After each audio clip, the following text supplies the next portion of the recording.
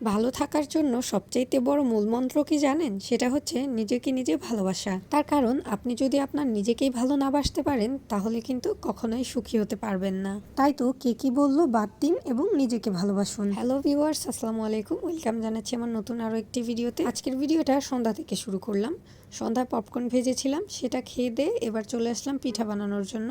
অনেক দিন ধরেই এরকমভাবে পিঠা তৈরি করে খেতে ইচ্ছে করছিল গুড় দিয়ে। আমরা যেহেতু লাইনের গ্যাসে রান্না করি এই জন্য গ্যাসে এতটাই যন্ত্রণা দেয় যে ঠিকমতো রান্না করে কিন্তু আমাদের খাওয়াটা সম্ভব হয়ে ওঠে না বর্তমান। ছেলেও অনেকদিন যাবতই বলছিল পিঠা খাবে, কিন্তু করে দিতে পারছিলাম না, শুধুমাত্র ওই গ্যাস থাকে না এই জন্য। আর একদম খাঁটি খেজুরের গুড়ের পিঠা, ঘ্রাণ এবং স্বাদ যে এতটা মজা হয়েছিল, যারা খাঁটি গুড়ের পিঠা খেয়েছে তারাই কিন্তু বলতে পারবে। যাই হোক, গুড়টাকে আমি কিছুটা পানি দিয়ে এখানে গুলিয়ে নিয়েছি। তারপরে আমি কিছু পরিমাণ চালের গুঁড়া এবং কিছু পরিমাণ ময়দা দিয়ে দিয়েছি। আমি তেলের পিঠা বানানোর সময় সবসময় ময়দাটা ব্যবহার করি।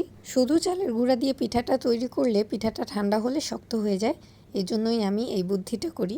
আমি জানি আপনারাও করেন। ওই যে আঙুলটা দেখলেন, বুঝতে পেরেছেন ওটা কার? হ্যাঁ, আমার ছেলেরই। ও মিষ্টি চেক করছিল যে মিষ্টি হয়েছে কিনা। আমি একটু চেক করেছিলাম এভাবে, এই জন্য ও আঙুলটা ডুবে একটু চেক করলো। আসলে বাচ্চারা যা দেখে সেটাই তো করে, তাই না? এই দেখুন, পিঠাটার ডো হবে ঠিক এমন। প্রথমে আমি কিন্তু গুড়টা গলিয়ে নিয়েছিলাম। সেই কুসুম গরম গুড়ের যে পানিটা ছিল সেটার মধ্যেই কিন্তু আমি এই চালের গুঁড়া আর ময়দাটা মাখিয়ে নিয়েছি। অনেকে কিন্তু বেশি গরম করে ফেলার ফলে আটা অথবা এই যে চালের গুঁড়াটা সেটা সেদ্ধ হয়ে যায়, সেক্ষেত্রে কিন্তু পিঠাটা ফোলে না। আর আমার পিঠার সমস্যা হচ্ছে অনেক ফুলে ঠাস করে ফেটে যায়। আর এই তেলের পিঠা যদি না ফাটে তাহলে কিন্তু তেলেরও অপচয় কম হয়, কিন্তু আমার এখানে পিঠাগুলো ফেটে যায়। তার কারণ হচ্ছে ওই যে অতিরিক্ত ফুলতে যায় পাকনামিটা করে। আর পিঠা যদি ফুলে উঠতে দেখি তাহলে যে এত ভালো লাগে মনের মধ্যে। আমরা মানুষরা কিন্তু এরকম ছোট ছোট জিনিসেই, বা আমরা মেয়েরা এরকম ছোট ছোট জিনিসে কিন্তু খুবই খুশি হয়ে যাই। জীবনটা আসলে মঞ্চ, আমরা যে যেভাবে পারফরমেন্স করি আর দিন শেষে কিন্তু পুরস্কারটা আমরা সেভাবেই পাই।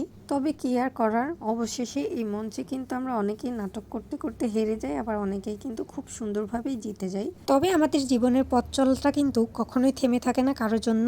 প্রত্যেকে চলে প্রত্যেকের নিজের গতিতে। সবাই যদি সবার নিজের গতিতেই চলে তাহলে আপনি আমি কেন পারবো না বলেন? তাই তো আপনি যেমনই হন না কেন সর্বপ্রথম সবসময় নিজেকে ভালোবাসুন। তো আমি ওখানে পিঠাটা বানিয়ে নিয়ে তারপর এখানে খেতে চলে আসলাম। প্রচণ্ড ক্ষুধা পেয়েছিল। আর এটা হচ্ছে পরের দিনের ভিডিও। আমরা যারা ভিডিও মেক করি তারা দেখবেন একদিন, 1.5 দিন বা আধা দিনের কিন্তু ভিডিও দিয়ে আপনাদের সঙ্গে শেয়ার করি।